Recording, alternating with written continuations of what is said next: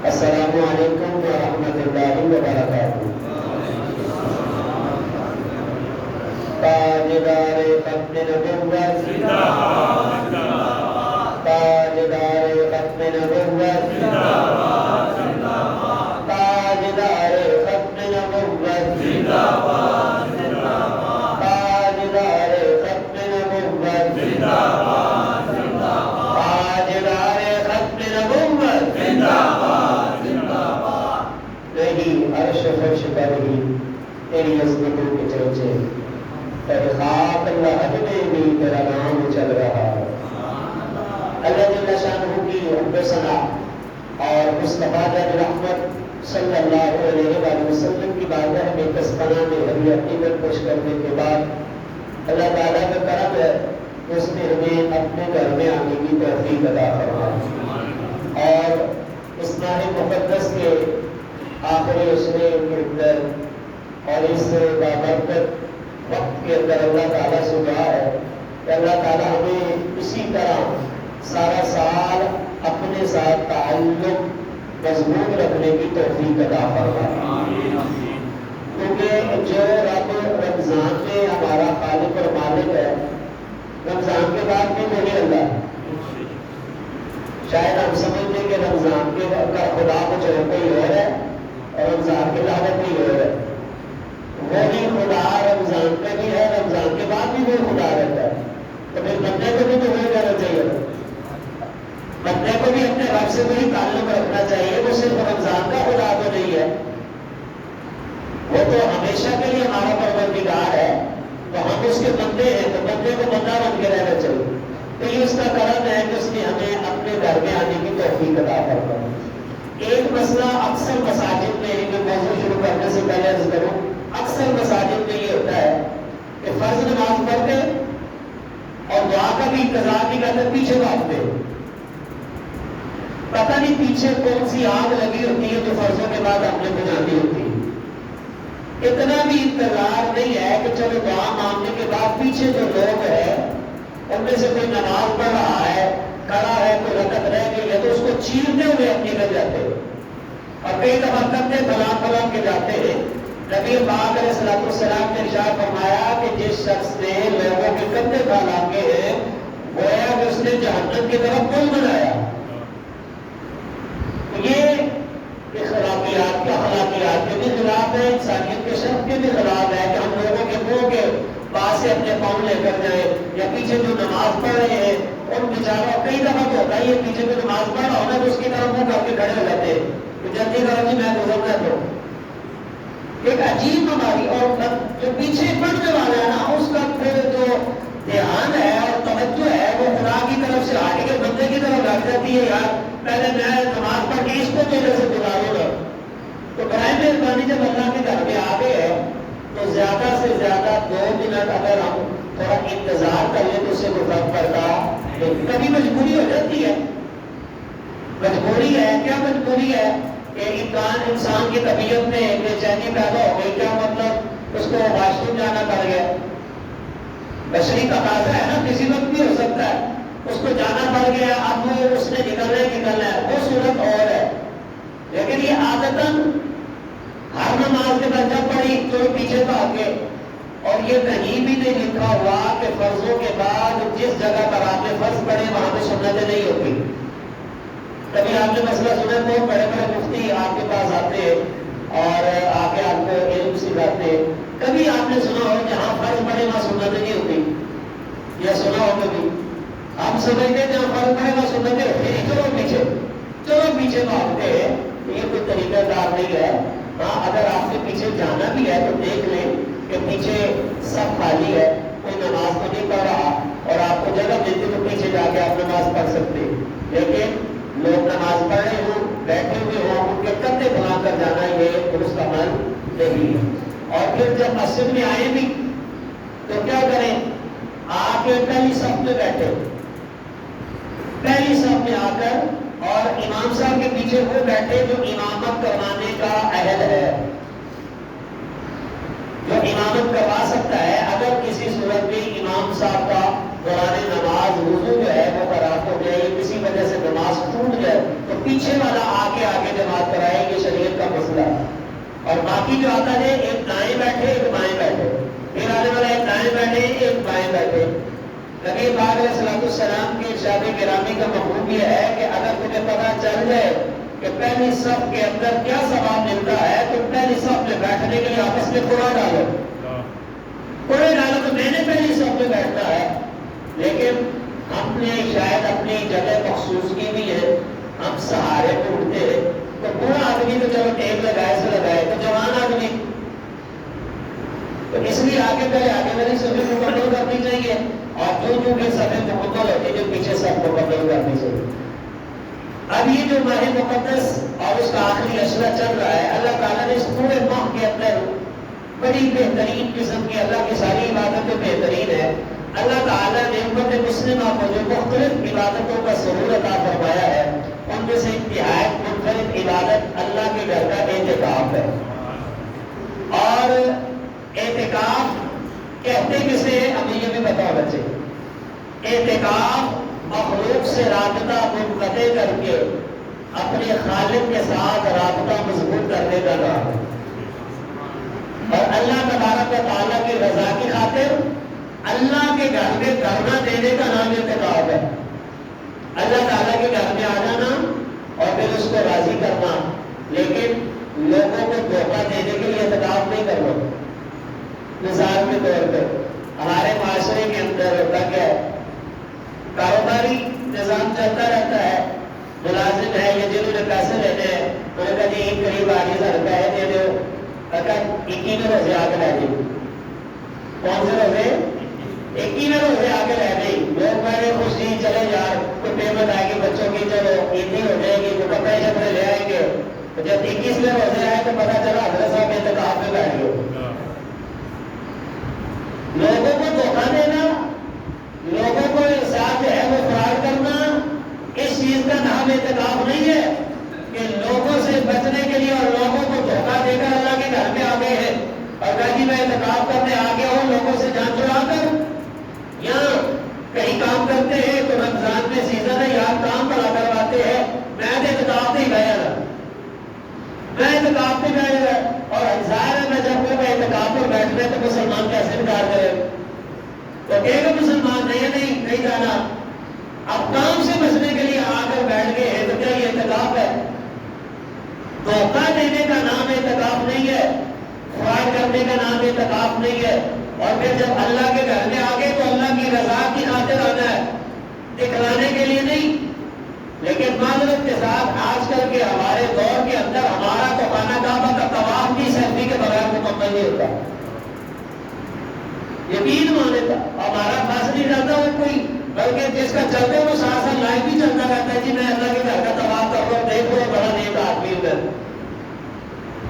ہمارا تو بس دکھلاوا اور ریاکاری کے علاوہ کام ہی کوئی نہیں رہ گیا۔ تو کوئی بھی عبادت ہو، نماز ہو، روزہ ہو، جہاد ہو، حج ہو، زکات ہو، اعتکاف ہو، ہر کام مسلمان کا کس کے لیے ہوتا ہے؟ اللہ کے لیے، اللہ تبارک و تعالیٰ کی رضا کے لیے۔ تو اعتکاف نام ہے مخلوق سے رابطہ منقطع کر کے خالق کی طرف بھرپور انداز میں متوجہ ہونے کا۔ اعتکاف یہ زندگی ہے، اعتکاف میں بندگی ہے، اور اعتکاف میں تابندگی۔ اور پھر یہ اعتکاف اللہ تعالیٰ کے ساتھ تنہائی میں رابطہ مضبوط کرنے کا نام ہے۔ ایک بزرگ تھے، اللہ کے ولی تھے، تو ان سے کسی نے پوچھا حضرت صاحب آپ نماز پڑھتے ہیں فرض، پھر گھر چلے جاتے ہیں، خلوت نشینی اختیار کر لیتے ہیں، دوستوں کے ساتھ زیادہ وقت بھی گزارتے، زیادہ مجلس میں نہیں بیٹھتے، اس کی وجہ کیا ہے؟ آپ کو تنہائی کے اندر وحشت نہیں ہوتی؟ تو انہوں نے کہا وحشت کس چیز کی؟ کیا تمہیں پتا کوئی نہیں؟ پروردگار خود فرماتے ہیں انا جلیس من ذکرنی، کہ جو مجھے یاد کرتا ہے میں رب ہو کر اس کے ساتھ ہوتا ہوں۔ تو پھر جب میں تنہائی میں رب کو یاد کرتا ہوں تو پھر میری تنہائی تو نہیں رہتی، پھر کیا ہوتی ہے؟ وہ انجمن بن جاتی ہے۔ اسی کو کہا گیا ہے دل میں ہو یاد تیری اور گوشہ تنہائی ہو، پھر تو خلوت میں عجب انجمن آ رہی ہو، پھر وہ جو خلوت ہوتی ہے نا وہ انجمن بن جاتی ہے، اور وہ اتنی بہترین انجمن ہوتی ہے کہ اس بندے کے ساتھ اس وقت اس کا پروردگار ہوتا ہے۔ تو یہ اعتکاف کے اندر اس تصور کو مضبوط کرنے کا نام اعتکاف ہے۔ اور پھر نبی پاک علیہ الصلوۃ والسلام آپ کیا ارشاد فرماتے ہیں؟ آپ نے فرمایا کہ جو بندہ رمضان المبارک کے آخری عشرے کا اعتکاف کرتا ہے تو اللہ تبارک و تعالیٰ اسے 2 حج اور 2 عمروں کا ثواب عطا فرماتا ہے۔ آپ مجھے بتائیں ثواب ایسے ہی مل جائے؟ آگے بیٹھ گئے تو کہتے تو ہے بس اعتکاف کا ایسے ہی مل جانا۔ عمرہ کتنے کا ہوتا ہے آج کل؟ 3 لاکھ روپے کا، 3 لاکھ کا۔ 2 عمرے کتنے کے ہو گئے؟ 6 لاکھ کے۔ حج کتنے کا ہے؟ 12 لاکھ روپے کا۔ 2 حج کتنے کے ہو گئے؟ 24 اور 6 30 لاکھ روپے کی نیکیاں ملتی ہے اعتکاف کرنے والے کو۔ تو ہمارا کیا خیال ہے؟ ابھی ایسے ہی مل جائیں گے رات کو گپے مار کے، دوستوں کے ساتھ گپ شپ لگانے میں، پارٹی کرنے میں مل جائیں گے؟ جو پہلے گھر میں 6 گھنٹے سوتا تھا اعتکاف پہ 12 گھنٹے کر دیا ہے تو 30 لاکھ روپے کی نیکیاں مل جائیں گی۔ ہم نے سمجھا ہوا کہ ایسے ہی مل جائیں گی، ایسے نہیں ملنی ہے۔ 2 حج کا ثواب ایسے ہی ملے گا۔ عمرہ کرنے کی بھی مشقت ہوتی ہے، یہاں سے احرام باندھ کر جاؤ، احرام کی پابندیاں برداشت کرو، وہاں طواف کرو، سوا مروا کی صحیح کرو، حلق کرواؤ۔ آپ کو مدد بار لوگ عمرہ یا حج اس لیے نہیں کرتے کہ مجھے ڈیٹ کرانی پڑے۔ یقین مانے میں صحیح کہہ رہا ہوں، مانو سے اتنی محبت ہے کہ اس عبادت کو، عظیم عبادت کو چھوڑ دیا تو اللہ تعالیٰ کا ویسے ہی اڑا دے گا، پھر کیا کریں گے؟ اب عمرہ یہ ہے اور حج کیا ہے؟ حج میں احرام کی پابندیاں، حج میں رش اور ازدحام، پھر طواف کرنے جو ہے وہ صفا مروا کے صحیح کرنی، پھر کبھی جو ہے وہ جمرات کو کنکریاں مارنے کے لیے جانا، میدان عرفات میں جانا، وقت پر پہنچنا، وقت پر آنا، یہ کرنا کتنی مشقت ہے۔ تو ہمارا کیا خیال ہے کہ 10 دن مسجد میں آ کے سو کر یہ نیکیاں مل جائیں گی؟ ہمارے یہاں پتہ کیا ہوتا ہے؟ بعض لوگ ناراض ہو جاتے ہیں، پہلے پلاننگ ہوتی ہے تھوڑی، میں نے کہا کہ فلاں مسجد میں بیٹھ رہا ہوں، تیرا کام ہے تراویحوں کے بعد 1.5 لیٹر کی 2 بوتلیں لے آنا، اور جیسے شواربے لے آنا اور وہ برگر لے آنا، رات کو یار باتیں کریں گے۔ کیا یہ مسجد جو ہے یہ پارٹی کرنے کی جگہ ہے؟ اعتکاف اس چیز کا نام ہے؟ کیا پارٹیاں کرنے سے پھر 2 حج اور 2 عمرے کا ثواب مل جائے گا؟ اس چیز کا نام اعتکاف نہیں ہے معذرت کے ساتھ۔ اور پھر اگر کوئی یقین مانے میں ایسے لوگ بھی دیکھے ہیں جو اعتکاف پر بھی بیٹھے تراویح نہیں پڑھتے، خیموں میں بیٹھے رہتے، پیچھے بیٹھے رہتے، چائے پیتے رہتے، کھانا کھاتے رہتے، تو کس لیے آئے اللہ کے گھر جب نماز نہیں پڑھنی؟ کیا کرنے کے لیے آئے؟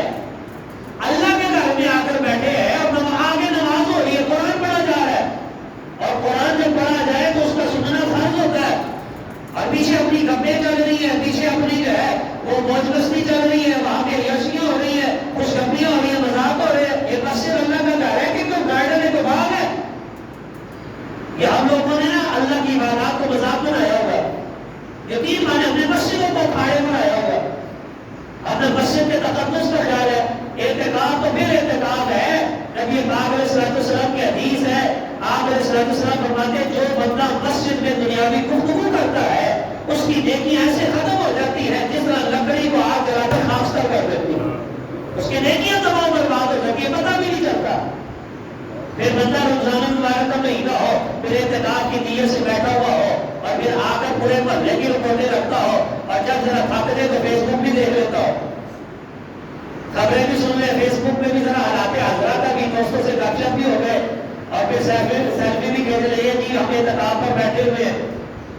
اس چیز کا نام اعتکاف نہیں ہے، ہم نے عبادات کو مذاق بنا لیا ہے۔ یقین مانے طواف کرتے ہوئے بھی دھیان خدا کی طرف نہیں ہے، حالانکہ طواف کرتے ہوئے کعبے کی طرف دیکھنا بھی جائز نہیں ہے۔ جب طواف کرتے کعبے کو نہیں دیکھتے، کعبے کی طرف دیکھنا جائز نہیں، نگاہ جھکا کے کعبے کا طواف کرتے ہیں دھیان رکھو سے جلال کی طرف، اپنے خالق اور مالک کی طرف۔ اور ہمارا حال کیا ہے؟ روزہ تو رسول میں بھی کھڑے ہیں تو اس طرح کر کے پیچھے جالیاں، جس طرح کر کے جالیاں تو سرکار کی طرف جب پشتی ہوتی ہے، یہ کیسی ہماری عبادات ہے؟ کس طرح ہم لوگ چل رہے ہیں؟ تو نبی پاک علیہ السلام نے جو ارشاد فرمایا نا 2 حج اور 2 عمرہ کا ثواب ملتا ہے، وہ کس کو ملتا ہے؟ جو اللہ کے گھر میں آ گیا، جب مخلوق سے ناطہ توڑ دیا ہے تو خالق سے مضبوط کر کے جاتا، اللہ تعالیٰ کو راضی کر کے جاتا ہے۔ اور پھر جب مسجد میں آ گیا، آپ کو پتہ ہے مسجد سے بلا شرعی اور کبھی حاجت کے مسجد سے نکلنا جائز کوئی نہیں، اور ہمارے لوگ میں جا کے واش روم میں ضرورت بھی نہیں آتے. یہ میں صحیح باتیں آپ کو بتا رہا ہوں, یہ حقیقت ہے. کیونکہ ہم نے عبادت کو عبادت سمجھے نہیں ہوا. ہم نے کہا یار مولویوں نے دین مشکل کر دیتا ہے. کس نے؟ مولویوں نے دین مشکل کر دیا ہے. حالانکہ نبی پاک علیہ السلام, آپ امام الانبیاء علیہ السلام نے آپ اعتکاف پر بیٹھے, اما عائشہ صدیقہ طیبہ طاہرہ رضی اللہ تعالیٰ عنہ, آپ فرماتی ہے سرکار نے اپنا سر انور دلانا تھا تو حضور گھر تشریف نہیں لائے, کاشان اقدس میں نہیں آئے. حالانکہ سرکار نے صلی السلام کا دروازہ کھولتا تھا تو مسجد نبوی شروع ہو جاتی. آج بھی دیکھیں نا سرکار کا جو روزہ اتارا ہے وہ اما عائشہ صدیقہ رضی اللہ تعالیٰ کا حجرہ مبارک ہے. وہی تو سرکار نے صلی السلام کا مثال مبارک ہوا, وہی سرکار کا روزہ اتار ہے تو وہ مسجد کی ہے نا. تو وہ مانتی ہے کہ سرکار مسجد میں تھے اور حضور علیہ السلام نے اپنا سر انور گھر کی طرف جھکا لیا, میں نے سرکار کا سر مبارک ہوا. حالانکہ جھوٹے کھڑے رہنا سرکار کا سر مبارک ہوا ہے, اس کو خوش کیا, اس نے کنگھی مبارک کی ہے, اتنا مشقت والا کام ہے. تو سرکار نے السلام چاہتے تو کاشان اقدس بھی جا سکتے تھے کہ نہیں جا سکتے تھے, لیکن سرکار نے السلام نے کیا مطلب کے لیے بتا دیا ہے جب اعتکاف کے لیے اللہ کے گھر میں آگے ہو تو بغیر شرعی اور طبعی حاجت کے جس کے بغیر گزارا نہیں ہے تو مسجد سے باہر نہیں نکل سکتے. تو سگریٹ کے لیے جا سکتے. ایسے ہی کپڑے بدلنے ہو تو وہ بھی اپنے خیمے میں بدلنے ہیں. کپڑے تبدیل کرنے ہیں نا تو اپنے خیمے میں بدلنے ہیں, واش روم میں جا کے بدلنے کی اجازت نہیں ہے. ہاں جب شرعی حاجت کیا ہے, غسل واجب ہو گیا ہے تو تب تو جانا ہی ہے غسل کے لیے. اور وہ بھی کیا ہے, جہاں بیٹھے وہاں تیمم کر کے جانا ہے. بغیر تیمم کے مسجد کے اندر وہ پھر نہیں سکتا معتکف بھی. وہیں بیٹھے بیٹھے پہلے تیمم کرے گا, ظاہری طہارت حاصل کرے گا, پھر جا کر جو ہے وہ غسل کرے گا, کپڑے تبدیل کر کے مسجد میں آئے. تو یہ ہے 30 لاکھ روپے کی نیکیاں جب کیسے ملے گی؟ اللہ تعالیٰ کے حضور آگے ہے, اللہ کے گھر میں آگے ہے, سب سے ناتا جب توڑ دیا ہے, اب خالق سے تعلق کو جوڑ دینا ہے اور اللہ تبارک و تعالیٰ کی عبادت کے اندر لگ جانا ہے. پھر نبی پاک علیہ السلام فرماتے ہیں میں اللہ کا رسول ہو کر کہتا ہوں تمہیں مسجد میں بیٹھے بیٹھے اللہ 2 حج اور عمروں کا ثواب عطا فرمائے. 2 حج اور 2 عمرے کا ثواب کب ملے گا؟ جب صحیح معنوں میں اعتکاف نبی پاک علیہ السلام کے طریقے کے مطابق کریں گے. لہٰذا مولویوں نے سختی کی شریعت کا قانون ہی ہے. مسئلہ انہوں نے بتانا ہے وہ الگ بات ہے, لیکن شریعت کا قانون کیا ہے؟ جب اللہ کے گھر میں آگے ہے, اب اللہ تعالیٰ کا اب یہ اس کا مطلب یہ نہیں کہ اس طرح اٹھا کے مسجد میں رہے تو یہ ہمارا گھر بن گیا. آپ کا مسئلہ بڑا اچھا انتظام, میں نے کئی مسجدوں میں دیکھا ہے ایسے ہے گھروں میں کپڑے بھی لٹکائے ہوتے, تولیے بھی لٹکائے ہوتے, پتہ نہیں چلتا مسجد ہے کہ ہم آ گئے. مسجد میں تقدس کا خیال رکھنا بھی ضروری ہے. ایسی کوئی چیز نہیں کرنی کہ ادھر ایسی 4 سوٹ لٹکائے ہوئے, ساتھ بیسکٹ لٹکائی ہوئی ہے, ساتھ تولیے لٹکائے ہوئے ہیں اور ساتھ کندھا رکھا ہوا ہے, ساتھ جو ہے وہ شیشہ رکھا ہوا ہے. یہ اعتکاف پر بیٹھے اس کو ہوٹل نہیں بنا لینا, پھر بھی اللہ کا گھر ہے. یہ جو بستر لانے کی اجازت ہے بستر لے کر ہے, اس لیے کہ شرعی حاجت کے مطابق انسان کی طبعی حاجت کے مطابق اگر اس پر غسل واجب ہو جائے تو مسجد کی دریا خراب ہوا, اس لیے بستر آتا ہے کہ جس کے اوپر آرام کرنا ہے. تو یہ اللہ تبارک و تعالیٰ کا گھر ہے, لہٰذا اللہ تعالیٰ کے گھر کے تقدس کا خیال رکھنا ضروری ہے. یہاں ہنسی مذاق نہیں کرنا, یہاں یہ نہیں ہے کہ لوگ بھاگتے بنتے اور لڑائیاں بھی ہو جاتی ہیں مسجد میں, مسجد میں لڑ بھی پڑتے ہیں, معتکف بھی لڑ پڑتے ہیں, اس لیے اس نے میرے ساتھ مذاق, اس نے میرے ساتھ دستوں گریباں ہو جاتے ہیں. تو یہ اعتکاف کوئی نہیں ہے, یہ اللہ تعالیٰ کے گھر کے تقدس کے خلاف ہے, الٹا بندہ گنہگار ہو کے جاتا ہے. یہ سمجھے کہ نیکیاں سمیت کے لیے جا رہے ہیں. مسجد اللہ کا گھر, تقدس والی جگہ. نبی پاک علیہ السلام نے اس کا کتنا تقدس بیان فرمایا ہے کہ یہاں دنیاوی گفتگو کرنے کی بھی اجازت ہے, لڑنے کی ہے, گالی گلوچ کرنے کی ہے, ہنسی مذاق کرنے کی ہے. ہم نے کوئی سمجھا نہیں رہا مسجد کو, ہم کہتے خیر ہے جو مرضی کرو, لیکن یہ حشر تو ہوگا یہ معلوم جیتا کون ہے, ہارا کون. یہ مسجد اللہ کا گھر ہے, اس کے اندر جہاں اس کے ساتھ تعاون کرنے سے نیکیاں ثواب اور قبر روشن ہوتی ہے نا, وہاں اس کے تقدس کا خیال نہ رکھنے سے نیکیاں بھی برباد ہو جاتی. 40 سال کی عبادت ضائع ہو جاتی ہے. تو یہ اللہ تبارک و تعالیٰ کا گھر ہے. خوش نصیب ہے وہ لوگ جنہیں اللہ تبارک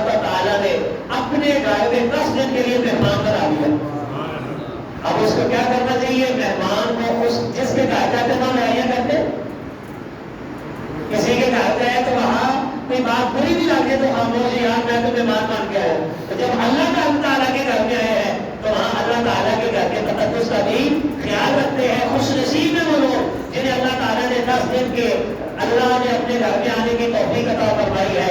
دعا کریں اللہ تعالیٰ ہم سب کو زندگی میں کم از کم ایک مرتبہ اپنے گھر میں اعتکاف کی ضرور توفیق عطا فرمائے. ہم نے چونکہ دنیا کے کام کاج بھی کرنے ہوتے ہیں, سرکار نے بڑے پیکیجز دیے اور حضور صلی اللہ علیہ وسلم کو اعتکاف سے اتنی محبت تھی, سرکار نے جب سے رمضان کے روزے فرض ہوئے ہمیشہ اعتکاف فرمایا ہے. لیکن ایک روایت میں ہے ایک دفعہ سرکار کا کسی وجہ سے اعتکاف رہ گیا تو اگلے سال نبی پاک علیہ السلام نے 20 دن کا اعتکاف فرمایا. تو زندگی میں کم از کم ایک دفعہ تو ہمیں اعتکاف کرنا چاہیے. لیکن چونکہ جو 10 دن کے لیے آ گئے وہ تو خوش نصیب ہے, لیکن آج ہم بھی خوش نصیب بن سکتے ہیں. سرکار نے ایک پیکیج عطا فرمایا ہے کہ جو لوگ زیادہ ہی مصروف ہیں, لیکن سرکار علیہ السلام فرماتے ہیں کہ جو شخص من اعتکف یومن ابتغاء وجہ اللہ, جو بندہ ایک دن کے لیے بھی اللہ کے گھر کے اندر آ جائے اللہ کی رضا کی خاطر اعتکاف کرنے کے لیے, حضور فرماتے جعل بینہ و بین النار ثلاث خنادق, اللہ تعالیٰ ایک دن کے اعتکاف کرنے والے کے اور جہنم کے درمیان 3 خندقوں کا فاصلہ فرما دیتا. 3 خندقوں کا فاصلہ کر دیتا ہے بندے اور جہنم کے درمیان. تو ایک خندق کتنی کہ اس کا فاصلہ پتہ کتنا ہے؟ سرکار نے فرمایا جتنا زمین سے لے کے آسمان کا فاصلہ. تو ایک دن اعتکاف کرے تو زمین سے لے کر آسمان تک 3 آسمانوں کا فاصلہ کر کے اللہ تعالیٰ بندے کو دوزخ سے دور کر دیتا ہے. تو جو 10 دن کے لیے آ گئے وہ کتنا خوش نصیب ہے, اللہ تعالیٰ نے کتنی رحمتوں سے نوازا ہوگا. تو لہٰذا جسے 10 دن کے لیے مہلت نہیں ملی, رمضان کے کچھ دن باقی ہے, ایک دن کا اعتکاف کر لے اللہ تعالیٰ اسے بھی ثواب عطا فرمائے. لیکن بعض لوگوں کا سیزن ہوتا ہے رمضان کو, کپڑے والے جوتے والے, تو سب کے پاس تو ٹائم نہیں ہے کہ پورا دن کا بھی دے سکے. عام لوگوں جیسے آج اتوار ہے کہ جنہوں نے عام دنوں میں دفتر جانا ہے کہ کام کرنا ہے اتوار والے دن کا کرتے ہیں, اللہ تعالیٰ اسے بھی یہ ثواب عطا فرمائے. لیکن جو زیادہ مصروف ہے تو نبی پاک علیہ السلام نے انہیں ایک اور پیکیج عطا فرمایا ہے. حضور علیہ السلام فرماتے ہیں من اعتکف بین المغرب والعشاء فی مسجد جماعت, جس شخص نے صرف مغرب سے عشاء تک اعتکاف کر لیا. مغرب سے عشاء کتنا ٹائم ہوتا ہے؟ 1.5 گھنٹہ, 1.25 گھنٹہ یا 1.5 گھنٹہ ہوتا ہے.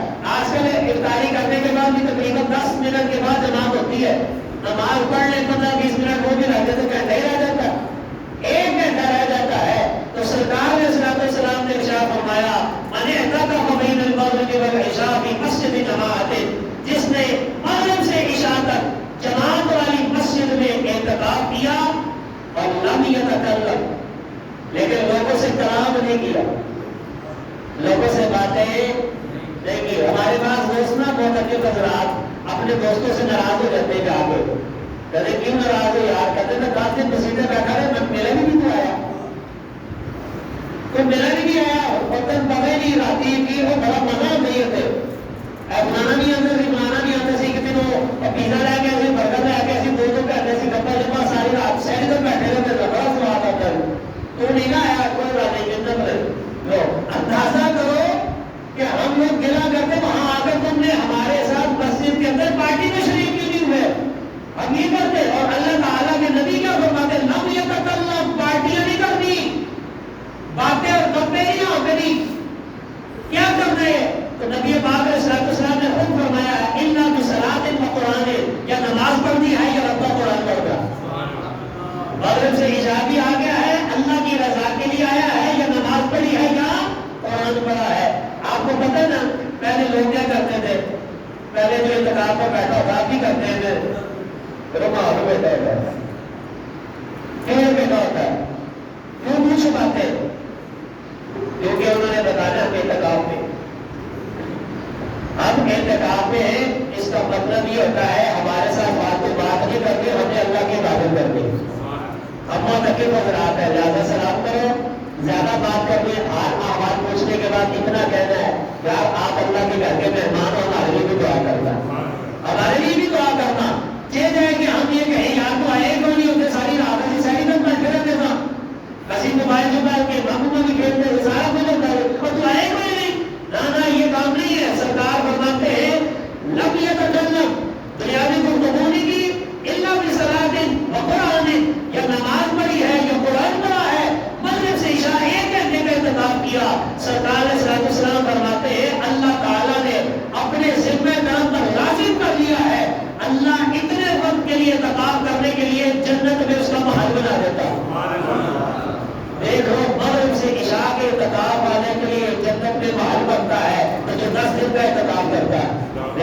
الا بصلاۃ و قرآن، یا نماز پڑھتا ہے یا قرآن پڑھتا ہے، اللہ کے ذکر و اذکار کرتا ہے، رب کو یاد کرتا ہے، پھر اللہ تبارک و تعالیٰ کو حج اور عمرے کا ثواب عطا فرماتا ہے۔ اور حج کا ثواب کیا ہے؟ حج کا ثواب یہ ہے کہ سرکار فرماتے ہیں علیہ الصلوۃ والسلام، بندہ جب اپنے گھر واپس لوٹتا ہے تو گویا کہ آج اس کی ماں نے اسے جنم دیا ہے، اس کے نام اعمال میں کوئی گناہ باقی نہیں رہتا ہے۔ اس کا مطلب یہ ہے کہ معتکف بھی جب اعتکاف کر کے گھر جاتا ہے، اللہ تعالیٰ اس کے گناہوں کو معاف فرما دیتا ہے، اللہ تعالیٰ سے پاک کر دیتا ہے، اللہ تبارک و تعالیٰ کی نئی زندگی عطا فرماتا ہے۔ معتکف کی زندگی یہ نئی زندگی ہے، اور وہ کیا ہے؟ وہ گناہوں سے پاک، نام اعمال اس کا صاف۔ لیکن یاد رکھنا، وہ جو دھوکہ دے کے بیٹھا ہوا ہے نا، لوگوں کے پیسے مار کے، وہ معاف نہیں ہے۔ ہاں یہ نہ سمجھنا، اور جو حج کرنے بھی چلا جاتا ہے نا، حج کرنے بھی چلا جاتا ہے اور وہ وہاں سے حج کر کے بھی آ گئے، حقوق العباد پھر بھی معاف نہیں ہوتے، اس لیے کہ کعبے کے چکر لگانے سے لوگوں کو دیے ہوئے چکر معاف نہیں ہوتے، کعبے کے چکر لگانے سے لوگوں کو دیے ہوئے چکر معاف نہیں ہوتے ہیں۔ حقوق العباد جو ہے وہ ادا کرنے ہیں، چاہے وہ حج ہو، عمرہ ہو، اعتکاف ہو، رمضان کے روزے ہو، ساری تراویح پڑھی ہو، تہجد کی نمازیں پڑھی ہو، ساری زندگی جہاد کیا ہو، تب بھی جو حقوق العباد ادا کرنے ہیں وہ ادا کرتے ہیں۔ اس لیے نبی پاک علیہ الصلوۃ والسلام نے نئی زندگی معتکف حضرات کو عطا فرمائی ہے، لہٰذا جب اعتکاف کر کے دیں پھر زندگی میں تبدیلی ہونی چاہیے۔ یہ نہ ہو کہ اگلے رمضان کے اعتکاف آئے گا تو مسجد میں آئے گا۔ یہ ہم سب کے لیے، نہ صرف معتکف کے لیے، ہم سب کے لیے یہ لمحہ فکریہ ہے کہ کہیں ایسا تو نہیں ہے کہ رمضان میں ہم تہجد کی نماز بھی شروع کر دیتے ہیں، لیکن عید والے دن ہماری عید کی نماز کے علاوہ نماز ہی کوئی نہیں ہوتی۔ عید کی نماز کے علاوہ مسلمان کدھر جاتے؟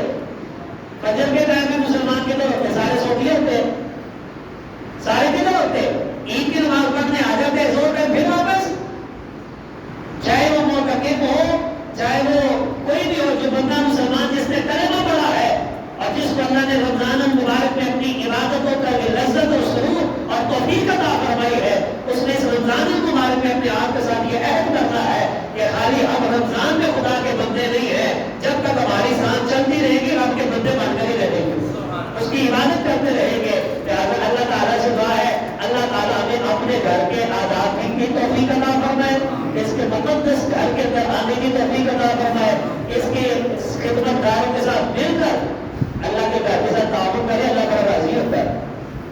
اللہ تعالیٰ کا ایک حدیث میں عرض کرتا ہوں، نبی پاک علیہ الصلوۃ والسلام جب آپ مسجد نبوی شریف میں تشریف لائے نا تو مسجد جگمگ کر رہی تھی۔ اس وقت ہوتا کیا تھا؟ اس وقت آپ کو پتا ہے کہ دیے جلائے جاتے تھے روشنی کے لیے، لکڑی کے ساتھ آگ جلائی جاتی۔ جب سرکار علیہ الصلوۃ والسلام آپ ایک دفعہ تشریف لائے نا تو آپ سے پہلے حضرت امین داری سفر سے لوٹے تجارت کر کے، آپ زنجیریں لے کر آئے، لالٹینیں لے کر آئے اور خوشبودار تیل لے کر آئے، کیونکہ مسجد میں بدبودار تیل لانا بھی جائز نہیں۔ مسجد کے اندر کوئی ایسی چیز جس سے بدبو ہو وہ لے کر آنا جائز ہے، یہاں تک کہ پیاز کھایا ہو نا کچا تو بغیر مسواک یا برش کیے مسجد میں آنے سے منع کیا ہے، کیونکہ منہ سے بدبو آتی ہے، اللہ کے فرشتوں کو بھی تکلیف ہوتی ہے۔ اب وہ خوشبودار تیل لائے، انہوں نے لائٹیں روشن کی، جب سرکار رات کو وقت آئے اور دیکھا مسجد جگمگ کر رہی ہے، رسول صلی اللہ علیہ وسلم نے فرمایا کس نے ہماری مسجد کو روشن کیا؟ عرض کیا حضور تمیم داری نے روشن کیا ہے۔ تو نبی پاک علیہ السلام نے فرمایا تمیم داری تو نے ہماری مسجد کو روشن کیا ہے، خدا تیری قبر کو روشن فرمائے۔ تو یہ مسجد اللہ کا گھر ہے، اس کے ساتھ تعاون کرنے سے، اس کو آباد کرنے سے قبریں روشن ہوتی ہے، اللہ جنت میں گھر بناتا ہے، اور جو 10 دن کے لیے آ جاتے ہیں اللہ تبارک و تعالیٰ ان کے سارے گناہوں کو بھی معاف فرما دیتا ہے۔ اللہ تعالیٰ سے دعا ہے جو آئے ہیں اللہ تعالیٰ کو معتکف حضرات کے اعتکاف کو قبول فرمائے، اللہ تعالیٰ ہمیں بھی توفیق عطا فرمائے کہ ہم بھی اللہ تعالیٰ کے 10 دن کے لیے گھر میں مہمان بنے، لیکن جو جتنے دن رہ گئے ہیں جس کو توفیق ملے کم از کم ایک دن کا اعتکاف ضرور کرے، جسے ایک دن بھی نہ ملے وہ مغرب سے عشاء کو ضرور اعتکاف کرے، تاکہ اللہ تبارک و تعالیٰ یہ رمضان ہماری بخشش کا سامان بنائے۔ پتہ نہیں اگلا رمضان آنا ہے یا نہیں آنا، اللہ تعالیٰ سے دعا ہے جو کچھ سنا سنا اس پر عمل کرنے کی توفیق عطا فرمائے۔